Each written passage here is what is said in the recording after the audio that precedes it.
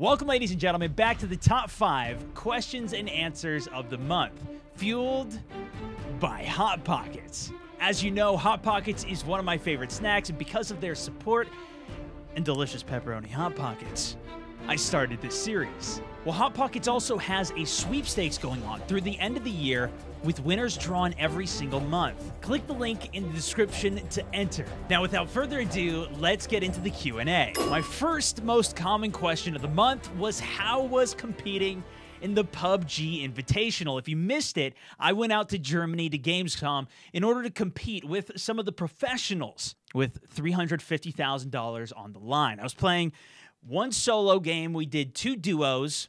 One duo set in third person, the other duo set in first person, and the final game was a squad game. My teammates for duos, or my teammate was Stode, a Twitch live streamer, and for the squad game, it was Vicstar123 included as well as Stode, and then Muselk, an Australian guy. So I felt a little bit out of place without a cool accent. I've done a lot of custom games in the past, and you have a different play style in that where everybody's really trying to compete to succeed. If you just go into a random public game, a lot of times you have a lot of people that are just AFK, or they'll drop into the school and just try and shoot each other just to get some kills, or they don't really care what happens, because if you die, it doesn't really matter what happens in the game. Your next game is it's a completely separate thing. It doesn't carry over from anything in the past. Well, in competition, this is completely out the window. You are going up against extremely good players. Every time I got in a vehicle and there was somebody ahead of me when I was driving into the circle, which was very often because of how many people were always alive in the circle, the shots were so accurate that we immediately pretty much died. And this is what we were anticipating. So we decided to go for some different strategies to try and help compensate some of our potential lack of skill. And I say that because, you know, while we are pretty good players, when you look at it, we played a total of 5 games together prior to going to competition, a total of about 3 hours, whereas some of these teams put in about 10 hours of live streaming or just general gameplay per day and have been streaming for months. So you can see the hour differential here. It was a little nerve-wracking to say the least, especially with so much money on the line, so much money on the line here. So we decided to come up with some interesting strategies. Our first strategy was to everybody go to different corners of the map and kind of work our way in, and so that way we had ultimately the highest probability of either not getting seen or just getting the circle closing right on us. And we had a couple lucky streaks, but there's just a lot of luck in the game in general. It ended up working out okay, and our second game, some of you guys saw the med munching strategy. We saw this implemented successfully by another professional team where we had one person, we collected all of the loot and put all of the meds in a city, and we left Muselk, our Australian player, in that city to just sit there and take meds the entire game, even though he was out in the blue circle, and he ended up being the last alive. And we ended up placing 10th worldwide for PlayerUnknown's Battlegrounds. So it was a really fun event. It was very nerve-wracking, especially the solos in the first day. I kind of got a little bit more calm as I went into the second and third days. It was the first time I ever competed at anything in a professional scene. I kind of come at it from more of an entertainment perspective, but it was a really fun experiment for me, and I wanted to kind of put myself out there and try and get into the competitive scene, and it was a lot of fun. And that leads me to the second most common question I got, which was, is PlayerUnknown's Battlegrounds equipped to be an esport? And to answer that, I don't know if I come from the best position personally, as I don't watch too much in terms of esports, but I can tell you from my perspective, being very into PlayerUnknown's Battlegrounds, this is something that I'd definitely be interested in seeing. The way that they handled the first event, in my opinion, was not that well done, and they've even acknowledged that. The way that it was set up was the highest placement was the most important factor. And this is kind of similar, I guess, in the way that the actual game is played. It doesn't matter how many kills. If you only get 1 kill and have 1 HP left, you win the game in Battlegrounds. So I understand that perspective, but when you're bringing it up to such high stakes, the way that everybody was playing for the most part was to just stay alive, which is, it can work out for you, but it also is very boring to watch. One of the most notorious things that happened at the event, if you didn't watch it, was during one of the games, it closed halfway in the water and halfway on land. And there were still about 16, 17 people alive, with 14 of those people all swimming in the water because you can't be shot in the water. So it turned into just everybody just sitting and waiting for the game to end, which is not very fun to watch. You want to see the kills, you want to see the action, and a lot of the players who were there are known for slaying and being incredible players, but they're playing very campy and waiting, and it's not what people are really drawn to see as much. So that's where I think they need to emphasize or somehow get that aspect out. Maybe it's introducing a new map, and we do know a new map is coming out. Maybe that will be a solution. They could even implement something like what H1Z1 did, where the more time you spend in the gas, the more damage you personally take from it. As one of the other most common strategies was to just sit in the blue until the 3 circles had closed down. A lot of the players had already been killed off. Now there's less people alive. You can now enter in safely, essentially just taking meds outside. And it's not very entertaining to watch. The way that the game is currently set up, it's more entertaining to watch it as individual streams than as a competitive thing. But that's just from what I've noticed so far. The third question I have is, what is it like playing Destiny 2 on PS4, specifically with a mouse and keyboard?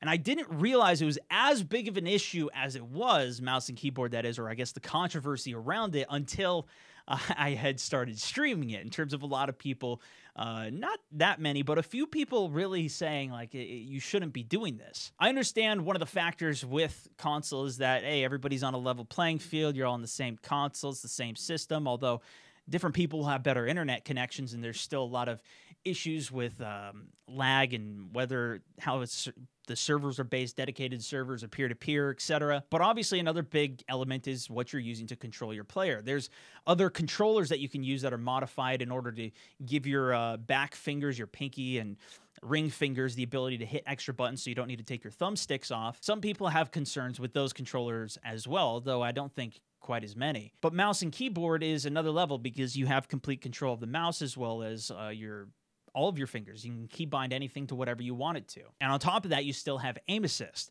So my personal experience from this, playing through the campaign on Destiny and now grinding out quite a bit, I play on PS4 with the mouse and keyboard here, and then I also have a controller that I'll use as well if I'm going to be sitting farther back or just grinding out some different things, because it is a little easier to just use a controller and sit there. And that is where I have most of my previous experience, is playing on controller. It's only been for about 3 years or 4 years now that I've been on PC and made it my main system. Over these years, though, I've become much more comfortable with mouse and keyboard, and that's just where I prefer to play, especially on PC at a higher frame rate. So one of the initial things is the lower FPS does kind of get to me, especially after playing so many games at high FPS on PC. There's a difference that I do notice. And when Destiny 2 was coming out, I figured that I would want to play all the content when it immediately came out and not really continue waiting. So while waiting for it, I saw some other content creators using mouse and keyboard on console, and I thought I would give it a try as well. I looked it up, and there's nothing against it from PlayStation or Xbox. Overwatch, one of the games that is quite competitive, has actually reached out to PlayStation and Xbox to try and convince them that this should be something that is not allowed. It does take away some of the fairness and the competitive advantage that players have, but their response has been to leave it in the system so far. And if it's something that the community does reach out enough on, I'm sure they might ban it, but it seems like more people are going in the other direction, wanting mouse and keyboard full support, which is something that Xbox is currently working towards, or seems to be at least. While it's definitely not the same at all as using it natively on the system, the input delay is not enough to really be that bad. It's mainly just the fluidity of 30 FPS and the mouse not quite syncing up with whatever you're doing in the game. The biggest difference that you have is that you can only turn as fast as the maximum sensitivity in any video game. And in Destiny 2, it's not very high, so sometimes the mouse isn't quite lined up with what you're really trying to do. But for the most part, I found myself being much more accurate and having a better experience, whether it's because I'm just better on mouse and keyboard now. I've personally been enjoying it and have more enjoyable experience from it and not having to feel clumsy on a console controller again and trying to relearn everything over. Question number 4.